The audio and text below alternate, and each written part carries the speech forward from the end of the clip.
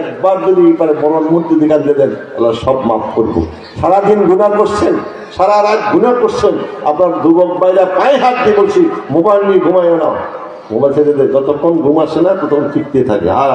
মারা গেলে সে জাহান্নামে মারা যাবে। অন্তত কি সারাদিন কি করো না করো আমার আপত্তি নেই।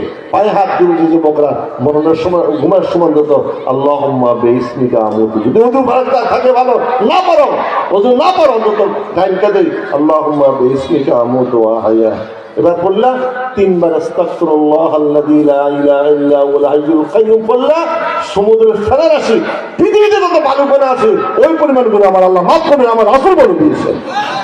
আর কি চাও তোমরা? এত সহজ করছো তোমাদের জন্য। 3 বার। আর বাংলা বলবেন, বাংলা বল, আল্লাহ সারাদিন ঘুরে ঘুরে গেছি, মাফ করে দাও, তোমার নামে শুনতেছি আল্লাহ, অত ভাই জীবনের শেষ আর উঠছেন না আল্লাহ, আর গুনাহ মাফ। 3 বার কান্দি কান্দি বলতে পারতেন না? পারতেন না? আরবি না পড়ে 3 বার সূরা ইখলাস পারতেন না? 1 খতম করে সেটা তো শুইল না। কি বন্ধ করবো? 1 খতম। 3 বার সূরা ইখলাস পাঠ করলেন, 1 খতম করে শুধু আপনি শুয়ে গেলেন। আর কি চান আপনি? এত সহজ করতে আপনার জন্য, তাকে আপনি পারবেন না? এ পায়ে হাত দিয়ে বলছি শোয়ার সময় 3 বার ইস্তেগফার করবেন, সূরা ইখলাস। অন্য পারলে তো ভালো কথা, কমসে কমে আসল ঘুমাইতেছেন লা ইলাহা ইল্লাল্লাহ মুহাম্মাদুর রাসূলুল্লাহ, এই যে শেষ করলেন, আর কোনো কথা নেই। আমার রাসূল বলছেন যার শেষ কথা এটা থাকবে যতক্ষণ তার জন্য হারাম হয়ে যাবে। কি শেষ কথা কি বলবেন? ঘুমাইছেন কি? এটা বাবা অনেকে ঘুমাইছি কি আর ঘুমতে জাগ্রত হয়েছে, এরকম মানুষ আছে না? হাজার হাজার লোক আছে না?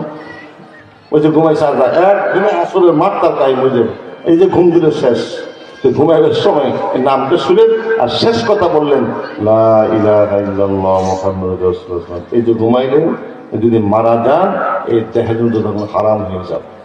আমার রাসূল বলছেন যার শেষ কথা এটা হবে লা ইলাহা ইল্লাল্লাহ মুহাম্মাদুর রাসূলুল্লাহ, এটার জন্য যখন হারাম হয়ে যাবে। তো শুই গেলেন।